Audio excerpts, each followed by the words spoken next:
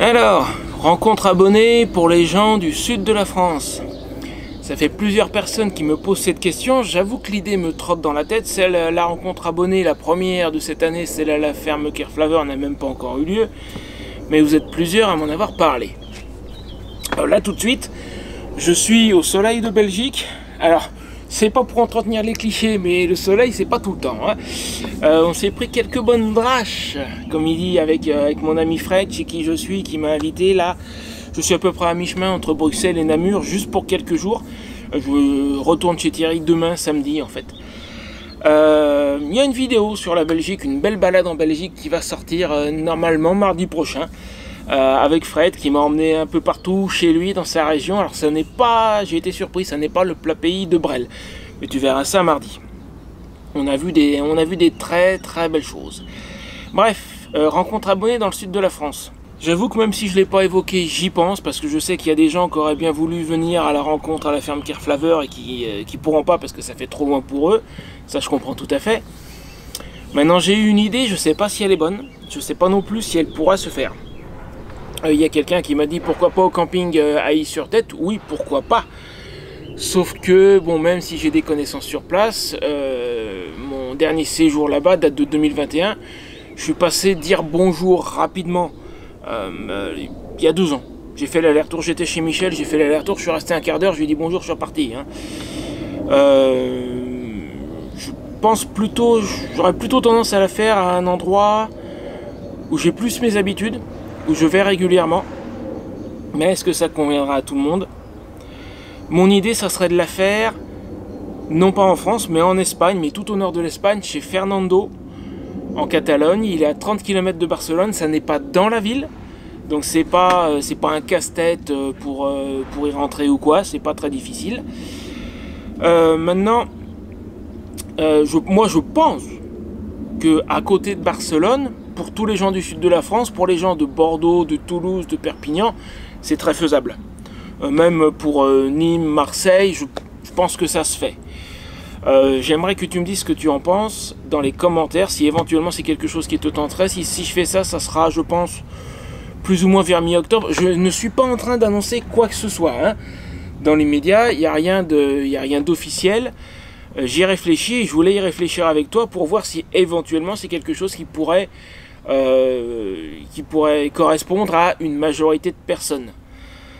Je sais pas, encore une fois, je sais pas si l'idée est bonne.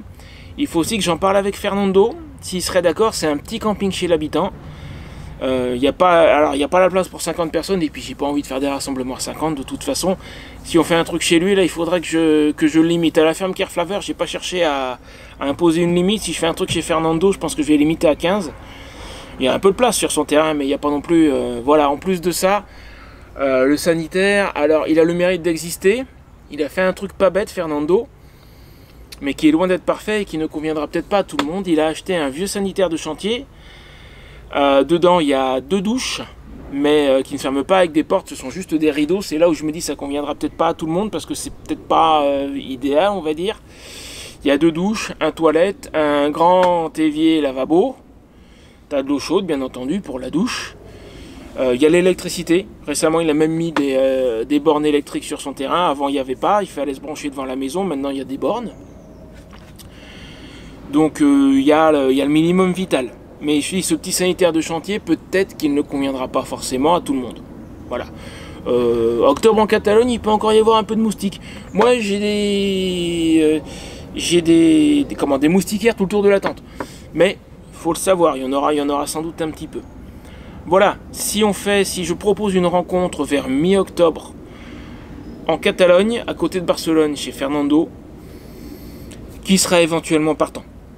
Voilà. Alors je vais pas, comme pour celle chez Kerflaveur, je ne demande strictement rien, aucune participation. Par contre, c'est vrai que pour Kerflaveur, je prévois d'acheter, je leur ai demandé s'ils pourraient nous trouver un barbecue au charbon, puis je vais acheter du charbon et des saucisses, des choses comme ça. Donc moi, ça a un coût quand même pour moi. Éventuellement, ça vaut aussi pour ceux qui viennent à la rencontre chez Kerflaveur. Je vous demande pas de payer quoi que ce soit, mais ceux qui ont envie de se ramener avec des saucisses ou des côtelettes ou des choses pour le barbecue qu'on fera sans doute, je pense, le samedi soir, c'est pas interdit. Voilà, parce que déjà organiser une rencontre, en plus on a organisé 2. Voilà, simplement je dis ça comme ça, pour info. Et il y a Fred qui attend de voir s'il peut passer. Ben viens, je vais te le présenter vite fait et puis tu le verras plus dans la vidéo sur la Belgique. Voilà mon nouvel ami belge. Avec Paul ça en faisait 1, avec Fred ça en fait 2. Donc on a visité sa belgitude, comme il dit. Ouais. On a visité ça ensemble, la vidéo est en cours de préparation, tu verras ça mardi prochain. Voilà, encore une fois, dis-moi dans les commentaires si tu es dans la moitié sud de la France, que tu peux pas venir à Carflaveur là fin août. Est-ce qu'éventuellement mi-octobre chez Fernando à côté de Barcelone, est-ce que ça te tente? Est-ce que tu peux venir? Est-ce que c'est trop loin pour toi? Voilà, dis-moi ce que tu en penses dans les commentaires. Et la vidéo avec Fred, c'est pour dans quelques jours. Salut!